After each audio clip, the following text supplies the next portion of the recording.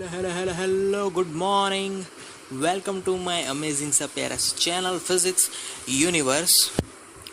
I hope you are all fine at your home and we are enjoying this online lectures. So, today we are discussing the topic from the Icse Board Standard 9, Chapter 3, Change in Momentum. So what is the change in momentum? Previously we studied about only just linear movement, but now change in momentum, it gives the formula by delta P is equal to delta mv into the bracket. So what is the meaning of this delta? Delta means it is Greek word, and that means that change. So change in momentum is equal to change in mass or velocity. If there is a change in mass, then we get also change in momentum. If there is a change in velocity, then also we get change in momentum. If change in mass as well as velocity, then we get also change in momentum. So that's the change in momentum. But now we know that if the light speed, we know that light speed is c is equal to 3 into 10 raised to 8. So if particle moves with this much of speed, the particle is move this much of speed, then what happens?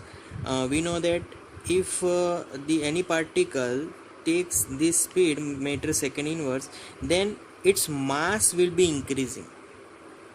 So at that point mass is not constant quantity at that particular instant. So we know that any mass will be changing by the equation mo under root 1 minus v upon c whole square. This is the formula for mass, how mass will be changed with the velocity v. So in this condition we know that if v will be 0, then we get m is equal to m0, and then the mass will be constant. Clear? So v must we have to 0.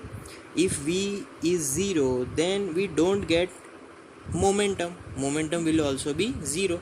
So there is no right to write the equation of change in momentum is equal to m delta v, because v will be 0, then delta p will be also be 0.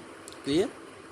So at that point, if our velocity is decreasing in 10 raised to 6 meter second inverse, so v is not equal to c at that point, v is decreasing like 10 raised to 6 meter second inverse, then we get the momentum. So velocity must be, if increasing manner, if it must be have this order, and then and only then we can the correct equation is delta mv.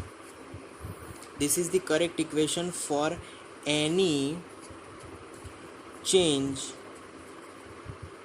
in mass or velocity. So this is the correct method to write the change in momentum. But previously what we have write delta p is equal to, by if mass is constant, then I write m delta v. When mass is constant, and velocity varying, and similar delta m into v when velocity v is constant, m is varying. So these are the not correct way to write the change in linear momentum. This is the correct way to write the change in momentum. Clear? So for all the particles, for any object, we can write this formula. Okay, so that's today's video, guys. That's a change in linear momentum. Thank you so much to listening my video lectures till the end. That means a lot to me. Thank you very much.